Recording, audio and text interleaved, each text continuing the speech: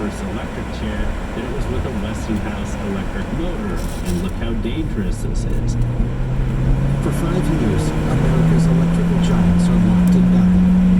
The War of the Currents reaches its climax in 1893, when Tesla successfully uses his AC system to light up the World's Fair in Chicago.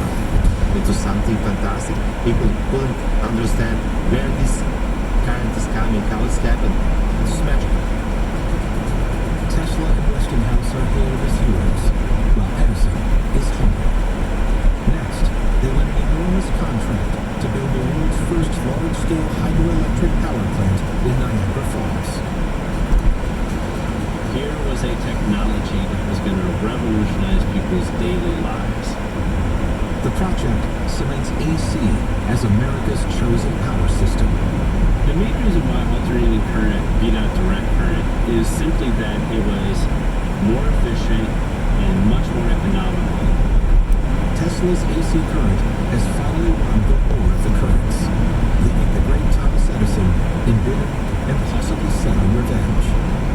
Today, if you were to look at one of those satellite images that shows you how the world is lit up at night, 95% of the electricity that you see in that picture, all of those lights, is distributed by alternating current. Without Tesla's invention of alternating current technology, it would be a much darker and quieter world. With his success comes fame, making Tesla the toast of the New York social scene.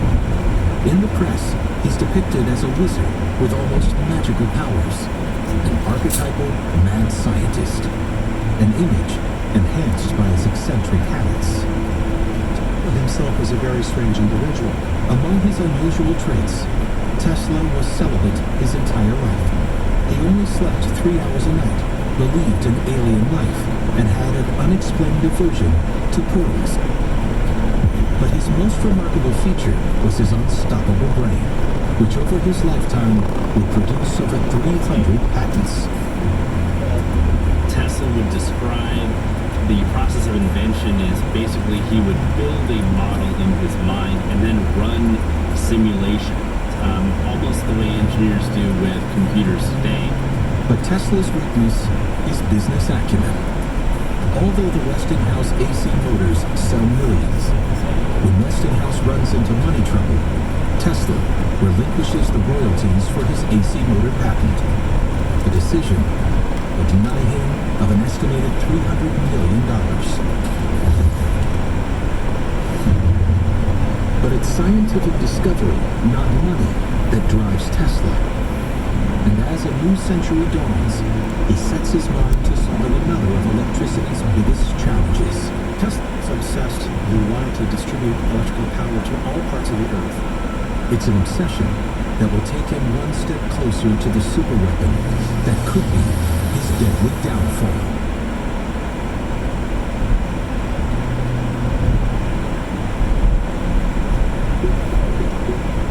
Near the end of the 19th century, the idea of a devastating superweapon, a device powerful enough to make war obsolete, first takes root in Nikola Tesla's brain. But before it can become reality, he must push his visionary mind past a new technological frontier. After his winning of the War of the Currents, he was obsessed with getting rid of the wires used to distribute power. It's an idea that Tesla brings to New York workshop, and in 1891 takes form in his most spectacular invention, the Tesla coil. Using what's known as resonance, the coil amplifies low voltages into massive voltages. It's like having a tuning fork on steroids, except voltage-wise. So you can get very, very big vibrations at very, very high frequencies. By emitting high-frequency alternating current waves, the Tesla coil lights up bulbs on any wire connection. For Tesla, it's a literal light bulb moment. Could wireless power be sent this way around the globe? He was obsessed. He wanted to distribute electrical power to all parts of the Earth. And he thinks the perfect conductor could be found in nature. What does nature give me that could possibly pass for a wire? He had the air above his head, So he's going to use the atmosphere as a free conductor. To keep his new project away from the prying eyes of his rival Thomas Edison, Tesla leaves New York. In 1899, he builds a new lab in the prairie near Colorado Springs. For his dream of wireless power transmission to work, he needs to find a way to electrify the atmosphere. What he was thinking was he could mount these Tesla coils on the top of our buildings and transmit energy by using these discharges, which are similar to lightning strikes, and therefore he could create a distribution system for electricity that didn't require using wires. The Colorado locals watch in awe as Tesla summons his own lightning storms and rolling thunder. He was a terrific showman, and so that brought this aura of being a wizard about him. The larger the coil, the more energy Tesla is able to make. Just one major challenge remains. So far, he hasn't been able to produce sufficient power to travel more than 100 feet.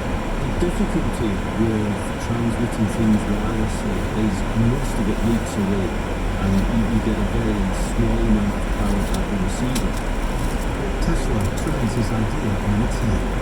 He wonders if the solution might be lying right beneath his feet.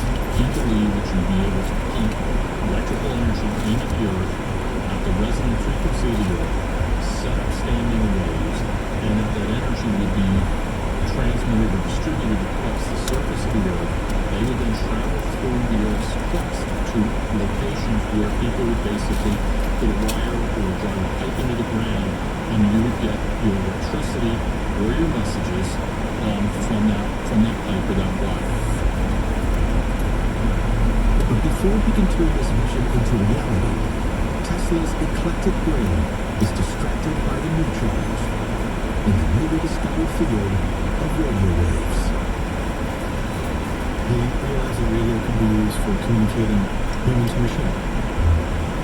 3 decades before the death ray, he comes up with a concept that will later change the face of warfare. A model boat controlled remotely. How does the system work for remote control the boat? Was imagine 2 radio receivers, one tuned to channel A, one tuned to channel B.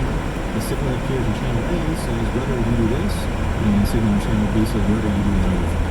So you can see how you can extend this to control bits and pieces necessary to control the boat's motion. Tesla's idea for a remote controlled boat came from his interest in automatons and his interest in building what we now call robots, but he built that remote control boat 2 decades before the word robot was even coined. The remote control boat is Tesla's first step into the deadly field of military tech. And it won't be his last. He was working on radio control torpedoes, robot ships, all sorts of things. He dreams up weapons, vehicles, even robotic soldiers that can be controlled from a distance. But his vision is too far ahead of its time to gain traction. The U.S. Navy was not interested. The demonstrations were not convincing to them. People always kind of hesitant about new technologies. Tesla's concept of remote control weapons only becomes military reality many decades after his death. Conceptually, the idea of a boat or remote control device that could be used in a defensive way without putting soldiers in harm's way comes from Tesla. That, of course, is the grandfather of today's drone technology. Ironically, Tesla's drive to create horrifying superweapons is his pacifism. An early supporter of the deterrent theory, he wants to create weapons so destructive that war becomes pointless. The idea was to call teleforce rays that could bring down airplanes from thousands of miles away. He said that it would make war impossible. Tesla's plan is to build something so powerful it can bring about peace through mutually assured destruction. He wants to create the death ray to save lives.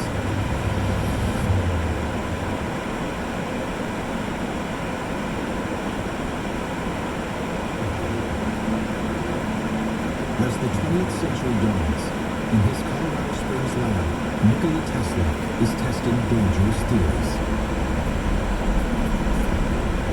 He believes he can transmit wireless power around the world through the earth beneath his feet. He thought that the Earth itself is like a giant condenser, that the Earth contained a great deal of natural energy. Tesla was convinced that if he could tap the resonance energy of the Earth, that he would be able to create waves that would, in theory, never dissipate. Using an ultra-sensitive electrical receiver, he makes a stunning discovery. While Tesla was in Colorado Springs, he had basically hooked up a receiver to see what kind of currents were passing through the Earth. And one night he realized that he was not only getting currents through the Earth, but he was also getting a consistent signal, first one beep, then two beeps, and three beeps as he listened on a telephone receiver. Surprisingly, Tesla claims the source must be extraterrestrial, possibly coming from Mars. The public was fascinated by this account because it made the headlines in major newspapers around the world that somehow Tesla was in communication with outer space. The public loved it. Scientists attacked it roundly because they didn't believe such a thing was possible. Naturally, the scientists were incorrect, but no one knew that at the time. Again, Tesla is simply light years ahead of his time. A century later, his belief is partially vindicated. Scientists 100 years later figured out that what Tesla was actually listening to was not necessarily a message from Mars, but indeed a radio signal that was coming from one of the moons of Jupiter. So there was a real astronomical phenomenon that Tesla was the first to measure. Yet, Tesla believes his greatest achievements are still to come. He wanted to prove that it would be possible to transmit power and messages all over the world using his ideas about oscillating currents that can be pumped into the Earth. To make the dream happen, he'll need a much bigger testing facility. And to finance it, he'll need a big investor. Tesla returns to New York and knocks on the door of the man known as America's greatest banker, J.P. Morgan. J.P. Morgan invested in Tesla because he saw the opportunity to come up with a new form of wireless technology. Having secured funding, Tesla buys 200 acres near shore on Long Island. In September 1901, his dream appears to be coming true as a massive tower goes up. Its name, Wardenclyffe. J.P. Morgan looked at Tesla as possibly providing a way to control worldwide communications, and so Wardenclyffe was the site of what was to be a worldwide transmitting device for broadcasting news. All the things we associate with radio, that's what Tesla had promised J.P. Morgan. J.P. Morgan believes he's buying into a giant radio station. But unknown to his financial backer, Tesla has a more ambitious agenda. Tesla sort of is guilty of slightly misleading J.P. Morgan. Tesla's real goal was worldwide power transmission. They just used the canard of, well, I'm going to work on communication as a way of securing funding. Don't believe or disbelieve anything we discuss in Spirits.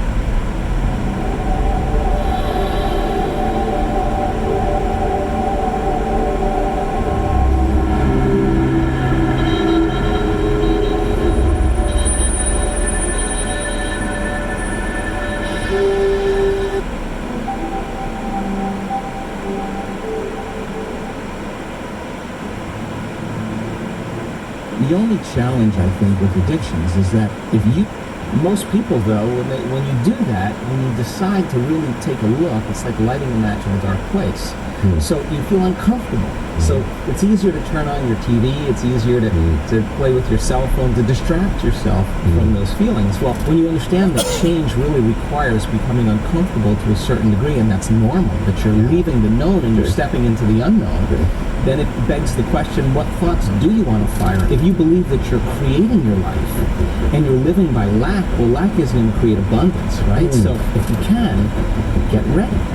because something weird or unusual, some synchronicity, some coincidence, some opportunity is going to land in your lap. And you didn't have to go and get it. Yes, it came to you. Welcome back to Max Out, everybody. I'm Ed Milet, and this is the first time in the history of the show we've had a return guest. And the reason that we've had this return guest is because you've requested more of this man, and also because selfishly, I want to be around him more. This is my dear friend. This is Dr. Joe Dispenza, everybody. Joe, thank you for being here. So happy to be with you. It's going to be so great today. As most of you know, Joe is a lecturer, he's an author, he's a neuroscientist, he's an expert, I think, on the mind and body connection. He's lectured in 35 different countries plus 5 different continents, and he's one of the most sought-after speakers in the world. And I really think he's become the expert. I think you bridge science and spirituality better than anybody walking on Earth right now. Oh, thank you. And I know my audience felt that way from the first time that you were with us too. So you're also a ratings grabber, by the way. So that's the other reason we're having you back today. This man, everybody wants to hear more from him. He's hot, and there's a reason for it because there's really nobody like him in the world. So let's dig in. You ready? I'm ready. Guys, heavy note-taking day. So we're going to lay some foundational stuff here, and then we're going to get to some stuff towards the middle and the end that is literally going to blow your mind and change your life. And that's why I've asked Joe back today. Let's talk about some basic stuff today first. Lay the foundation. Nothing with you is basic, but what is the power of thought? Because we talk about this all the time. This in personal development today, everyone's talking about you got to control your thoughts and control your habits and all these things. And there's a baseline message about that. But you're the best in the world at explaining exactly why this is so important. So give us some background there. Yeah, I think, everything starts with a thought. I mean, everything that you do in your life, you have to have a thought before you initiate an action, right? So if you believe that your thoughts have something to do with your destiny, like any great leader in history understands that, the first thing you have to do is you have to decide, are you going to be defined by a vision of the future, or are you going to live by the memories of the past? So, to give you an example, most people wake up in the morning, and your brain is a record of the past. It's an artifact of everything you've learned and experienced to this moment, right? It's a memory bank. So most people wake up in the morning and they start thinking about their problems, and those problems are connected to certain people and things at certain times and places. And the moment they start turning on those circuits, those memories are actually causing them to think in the past. Every single one of those memories has an emotion associated with them, and emotions are the end product of past experiences. So then, the moment they recall the event or they recall some problem in their life, they start feeling unhappy, they start feeling discouraged, they start feeling anxious. Now, thoughts are the language of the brain, and feelings are the language of the body, and how you think and how you feel creates your state of being. So we could say that most people's entire state of being when they start their day is in the familiar past. Well, if you live in the familiar past, then it makes sense you're going to create the predictable future. So what happens for most people is they get stuck in their biology. So think about this. Your body is your unconscious mind. It doesn't know the difference between an experience in your life that creates an emotion and an emotion that you can create by thought alone. So if you're living by the same emotion every single day, and those emotions are influencing your thoughts, and you can't think greater than how you feel, or feelings have become the means of thinking, you're thinking in the past. Your lens of the future is going to be colored by the past, so you can't see possibilities. So most people like to wait for a crisis or disease or diagnosis before they wake up enough to see. Well, the challenge is that biology tends to be redundant. So if you keep thinking the same thoughts, and those thoughts begin to fire certain circuits in your brain, the nerve cells that fire together wire together, so all of a sudden you start getting hardwired, and those are the thoughts that you can think the easiest.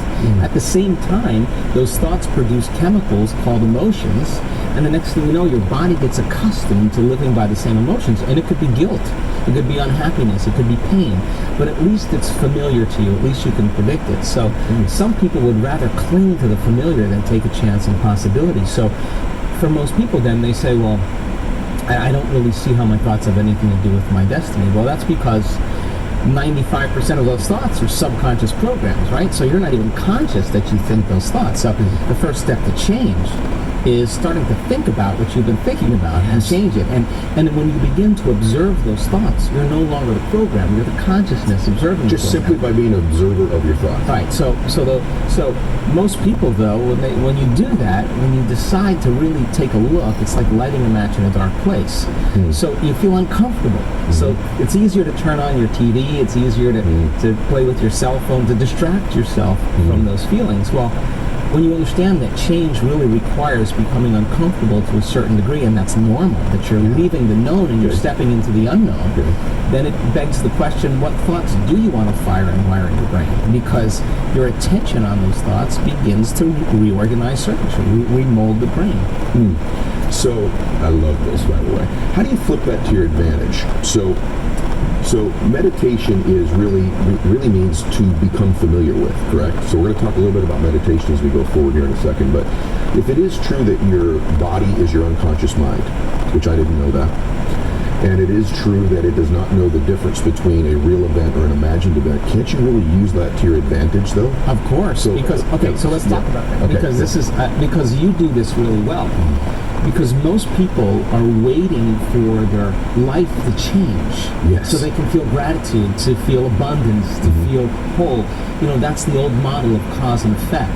So if you're living with emptiness, you're living with lack, you're living with pain, most people have been conditioned that something out there has to take away this emptiness or feeling inside of them. But if you believe that you're creating your life and you're living by lack, well, lack is going to create abundance, right?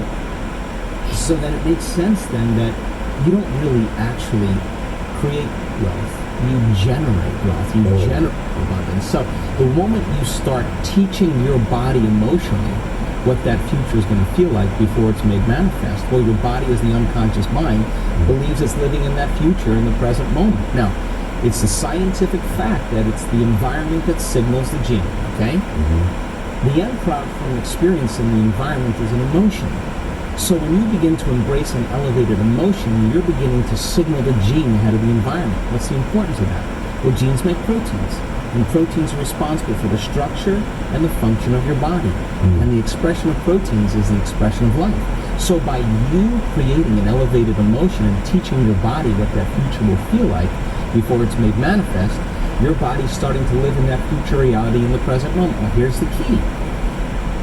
If you were able to become familiar with gratitude, become familiar with wholeness, become familiar with abundance, become familiar with freedom, and you're able to generate those chemicals every single day, more than likely you would be walking around feeling like your future has already happened, and you would no longer be looking for it to happen. You would already feel like it has happened. Now, what is the importance of that? Well, you're literally becoming somebody else. So you're leaving your lack, you're leaving your guilt, you're leaving your emptiness behind. Oh my gosh, that's so good. So you talk about, I want to stay in here for a minute because I know people right now are going, oh my gosh. And I'm doing that right now too. So now we get into stuff that just benefits me. One of my favorite things you say is that, and it's a general thing, but I want to move into how you become this. So you say often that in order to change your personal reality, you must change your personality.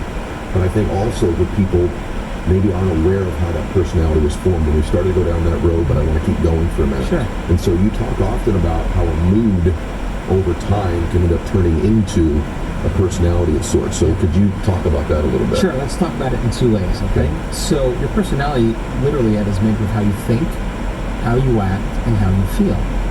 And how you think, how you act, and how you feel is your personality, and your personality is intimately connected to your personal reality, your life.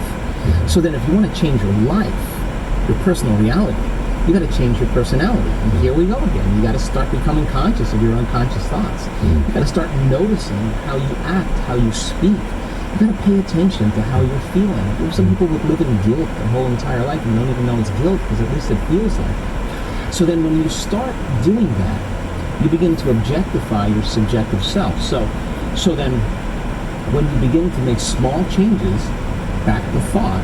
A new thought should lead to a new choice. A new choice should lead to a new behavior. A new behavior should create a new experience, and a new experience should create a new emotion. And that new emotion is teaching your body chemically to understand what your mind has intellectually understood. Now your body is embodying the truth, right? So then the new emotion should inspire new thoughts, and that's called evolution. So how do we get stuck? It's really simple. The stronger the emotion you feel from some event in your life, be it a betrayal or a trauma or whatever, the more altered you feel inside of you, the more you pay attention to the cause outside of you. So the brain takes a snapshot. It freezes an image and embosses that pattern neurologically in the brain. That's called a memory. So we create long-term memories from strong emotional events, okay?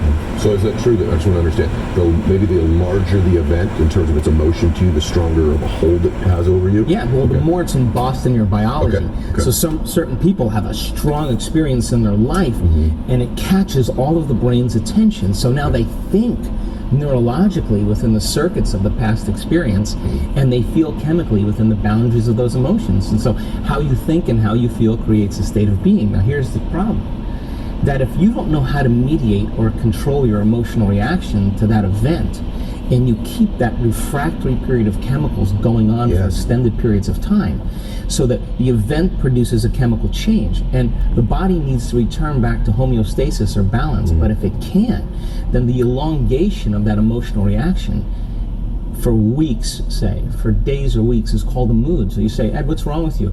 I'm in a mood. Why are you in a mood? Well, this thing happened to me 5 days ago, and I'm having one long emotional reaction. So then what you do is you keep telling the story about it, keep firing and wiring the same circuits, and you keep conditioning the body into the past.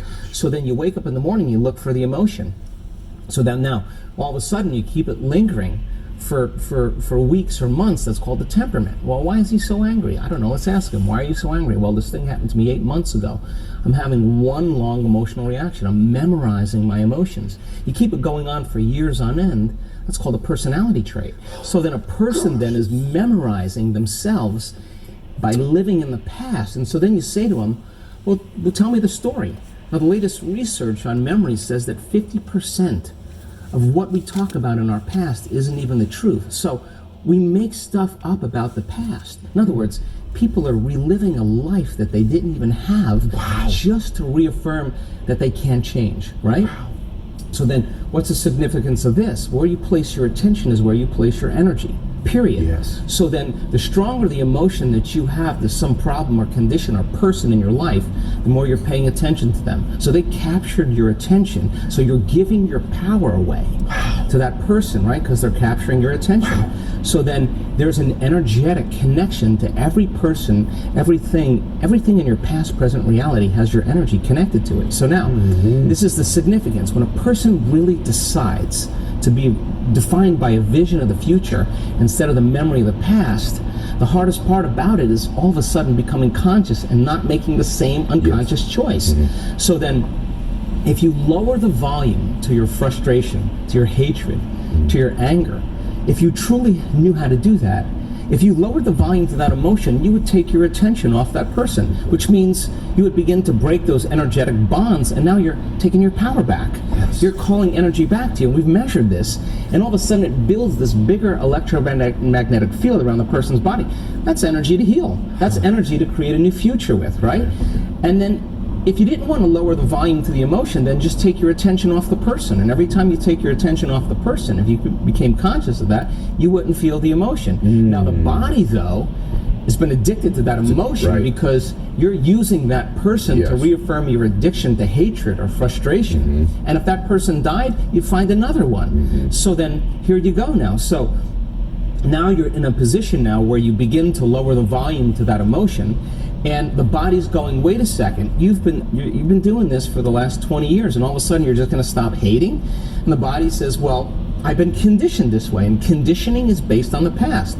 So when the body feels the lack of that emotion, just like a drug addict, it says, hey, you're off schedule here. So now the body starts influencing the mind to think about experiences that are embossed in the brain that are based on that emotion. So the emotion now is causing you to think in the past. if we teach a person then how to trade that frustration or that hatred for an elevated emotion, and they'll say, yeah, but you know, it was my ex's fault, or I got betrayed by my partner in business. Yeah, we know that. Okay, so let's take your partner in business or take your ex.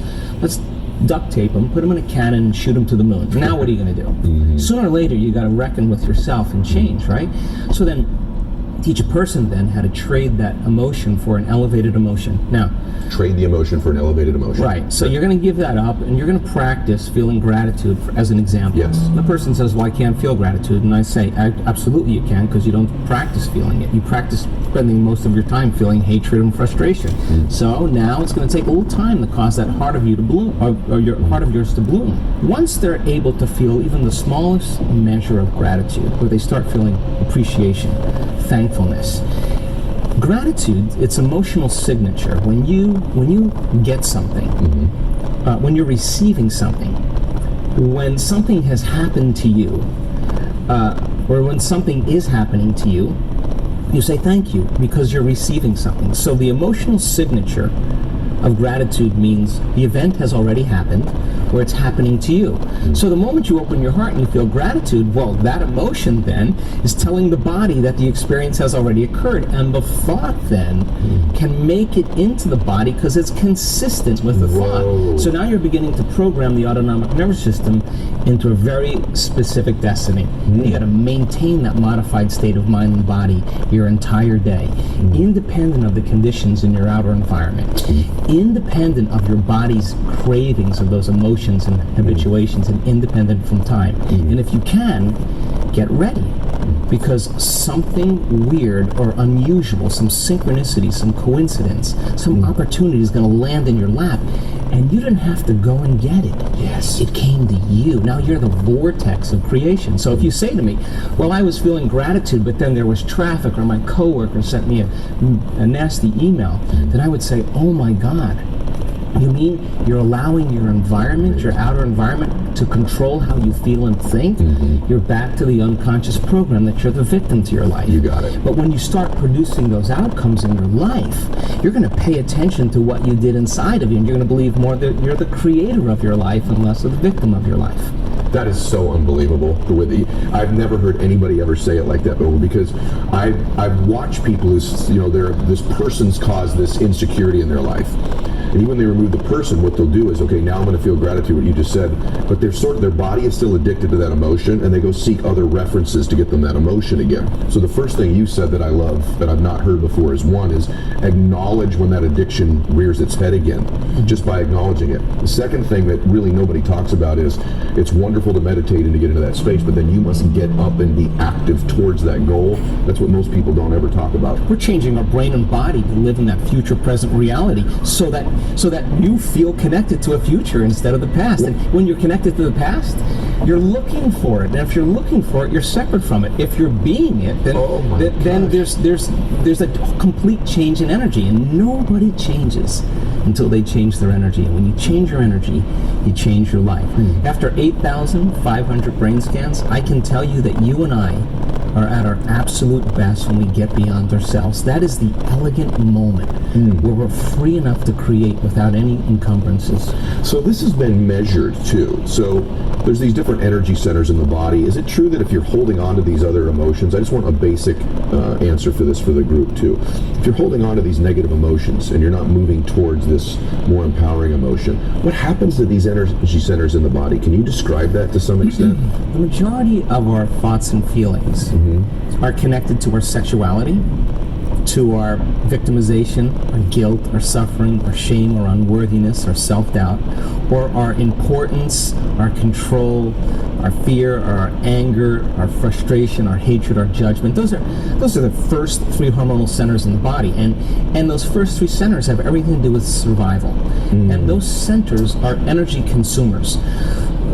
Orgasm, digestion, stress is a lot of energy that we're drawing from our very vital life force, a resource of light and information, and we're turning it into chemistry, and we're literally robbing the body's energy, right? So then living like that for the short term is okay, because the body can move back to homeostasis and restore itself, but when we're overdoing that consistently, then there's no energy for growth and repair. Because you're living constantly in survival. So, again, you can eat all the right food, you can do all the right things, but if you're living in anxiety and fear, and you're viewing your world from the worst case scenario that could possibly happen, because that's what you do in survival, there's no energy for growth and repair. There's no energy for healing. So the majority of our thoughts are signaling certain circuits in the brain that signal another part of the brain, limbic brain, to make what's called a neuropeptide. Neuropeptides are chemical messengers that signal hormonal centers. So now you're taking thought and you're storing it as energy in these energy centers. And if you're living in survival, why would you open your heart? I mean, it's just not a time to open your heart. I mean, if you're getting chased by T-Rex, it's not a time to meditate. It's not a time to learn. It's not a time to connect. It's not a time to communicate. It's not a time to sit down and go within. It's not a time to be vulnerable. It's time to run, fight, or hide. And so, is that why we're this way? I've never asked you this before. Is this some? I don't think you believe this, but I just want to understand. Is this some sort of genetic disposition that's been passed down to us since we've been chased by T-Rex? I think so. I think survival has been very adaptive. Yeah. Like, because if you're being chased by T-Rex, you don't run up to T-Rex and say, "Oh, cute little dinosaur, let me pet you." That's not adaptive. The fear is adaptive. You run from the unknown. Yes. You run from challenges, right? Yes. So if you're living in survival, there's better chances of surviving if you run from the unknown. And by the way, when you're living in survival, the infinite potentials in the quantum field, you'll select the worst case scenario in your mind. And you'll begin to emotionally prepare yourself for the worst case scenario, because you have better chances of surviving. There you go. If you prepare for the worst, right? There you so go. people spend their whole life thinking about the worst thing and emotionally embracing it. Well, you take a thought and emotion, or an image and an emotion, you're branding or conditioning your body into what? Anxiety, into fear. So then you keep doing that over and over again, the body becomes the mind of fear. And whether you think you can control it or not, you're going to have a panic attack. And the panic attack is the body saying, "You've conditioned me this way. Try as you may with your conscious mind to control it." You programmed it subconsciously. Then you start worrying about the next panic attack, and it's that very anticipation that keeps the person on the hamster wheel, and robs them of all of this energy as well. They're absolutely so they don't believe in possibility when they're living in that state, because in survival, it's not a time to create. All the blood flow is going to the hind brain and away from the forebrain. There's no physiology really for a person to begin to create a new future. So think about it. So then 70% of the time, people in the world are living, anticipating the next moment based on their past moment. And so they're laying reality down moment by moment with the next known, the next predictable moment. And so the hormones of stress endorse the senses. Our senses become heightened when we're under stress, and we become materialists. We narrow our focus on the danger. So then you're focusing on matter. You're focusing on the material world. And when you do that, you put all your attention, the arousal of the stress hormones puts all your attention on your body. If you're being chased by T-Rex, you better be paying attention to your body. When people start reaching this moment, my goodness, they're overcoming themselves. And now they're at that perfect place to create. And my definition of creation is when I forget about myself. That's when you're free. So some people can do it because they've practiced it. Other people can't get beyond the addiction of a certain emotion. That means their body is still their mind. So then if you're sitting in a meditation and your body's throwing the kitchen sink at you and saying, "Ed, you're a loser, you're never going to change, this is too hard, why don't you quit?" And you're aware that that's your body doing that, and you say to your body, "We're going to sit here and we're going to sit in this fire, and I'm going to keep applying the formula," and your brain starts running to all the emails you have to do, and you become aware of that, and you return back to the present moment, and you tell the body it's no longer the mind, that you're the mind. Now your will is getting greater than that program, and there's a liberation of energy. And every time you do that, that's a victory. And you teach people. Every time you do that, that's a victory. When your mind tells the body, "I'm in charge." When you say to when you want to get up and you want to quit, and you go, "Oh, that's my body, bring it back." And now you're taming the animal. The body is the animal, and you're like a dog, you sit. And if you keep doing this, you're climbing on top, and the body finally acquiesces. It finally says, "I'm not going anywhere." And then boom, there's this liberation of energy. What's the side effect? Joy. Person's heart just automatically opens up, and every time they do that, those victories add up. There's no such thing as a bad meditation. There's only overcoming yourself. And when you sit in the fire and you work with that, people say to me, why do you meditate every morning? I say, because if I can overcome myself in the morning, the rest of my day is Gosh, easy. is It's that not easy. true? Because that's what it's about. You master Yes. yourself, you master your life. Yes. And so then all the chatter in your head that you Yes. listen to all day long, that is called the default mode network in the brain. Our research shows that shuts off. Not just shuts off during the meditation, it stays shut off for the rest of the day. So the critic in your head that's telling you this will never happen, you don't have enough time, that there's no voice there. So you just have a clear flow on Yes. where you're going, and you trust yourself more. Yes. So then when you start practicing creating that brain and heart coherence, you can believe in a future that you can't see or experience with your senses yet, but you've thought about enough times in your mind that it's actually, there's physical evidence in your brain to look like it's already happened. And you can begin to understand, you can select a new potential in the quantum field and every day emotionally embrace that future reality to such a degree that your body begins to believe it's living in that future reality in the present moment. And you're signaling new genes and new ways to change your body to look like it's already happened. Now think about this. If there's physical evidence by thought alone in your brain and body to look like your wealth or your future has already happened, it's already happened. already happened. And you're already it. So it's not about your wealth. It's not about your health. It's not about your freedom. It's who you become. So then as you overcome, you become someone else. And so most people don't understand that that the truth is that every time you overcome yourself a little bit more, the side effect is that you love yourself a little bit more. And so the self-love is no longer about pleasure or having a car. It's something that you're cultivating within you. So then imagine, we have research to show, and this is such a duality, that when you start seeing the brain start synchronizing, getting coherent, the front of the brain and the back of the brain, the two hemispheres coming together, and we can say to scientists that come and study our work, oh, watch this, Ed's gonna pop. What do you mean? Just watch, this is gonna be good. And all of a sudden you see this brain going into this kind of psychic union, the heart blows wide open, you see coherence going on, and you'll look around at that person, and there's tears running down their face. Imagine feeling so whole that it's impossible to want. I mean, how can you want when you're whole? Because you feel like you already have it. Now, when you reach that point, that's when the magic happens, because now you are worthy to receive. And the universe only gives us what we think we're worthy of receiving. Share this with them, please. Yeah, I think, for me, I'm curious and I'm a pragmatist. If you tell me something, all I want to know is how I'm going to use it in my life. Yes. And I'm not into dinner conversation because nobody changes from that. I'm a doer and I want to be around doers. And This is so- why you and I connect so well, I think. and obviously,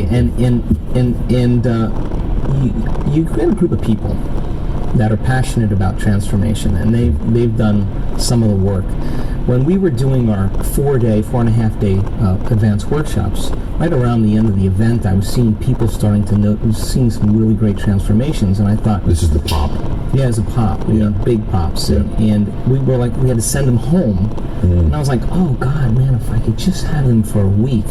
So we created these week-long events where people retreat from their lives, Okay. and they remove the constant stimulation in their external environment that reminds them of who they think they are Yes. as a personality. Yes. They separate themselves from the people they know and the places they go and the things that they do at a certain amount of time in their routine, mundane life. So we'll bridge a little quantum physics, a little neuroscience, a little endocrinology, a little epigenetics, psychoneuroimmunology. Those are all sciences about possibility.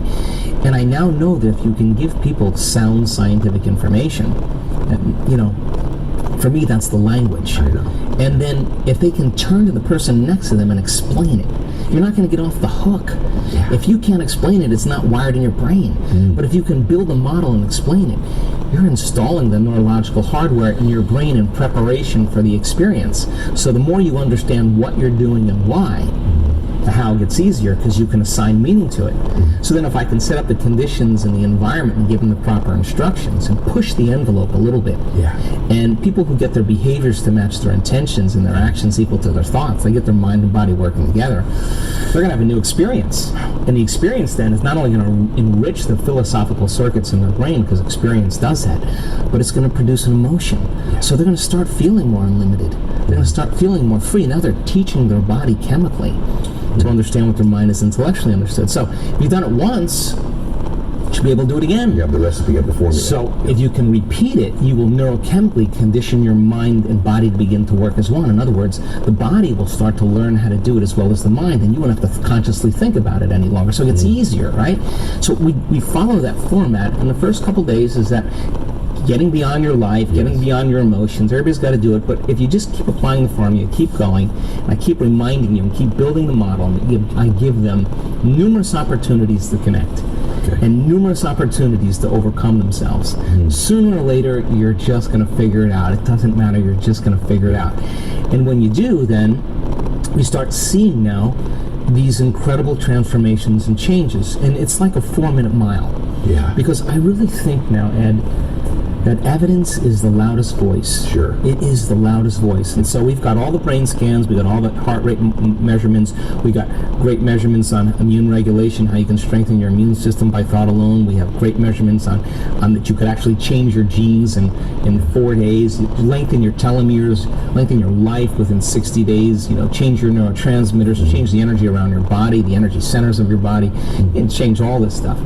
And so that's the scientific evidence, but the evidence of people now is really the laboratory. So then what's the side effect of a person then who begins to make significant changes in just mastering that formula? Well, the side effect is a remission from a health condition. So we have seen not once, not twice, more than twice, blind people. Like that one lady had a stroke on the optic nerve. A nurse from London, very smart lady, and the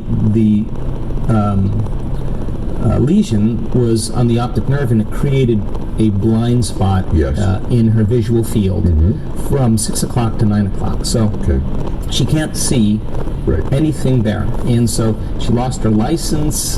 She has her own company.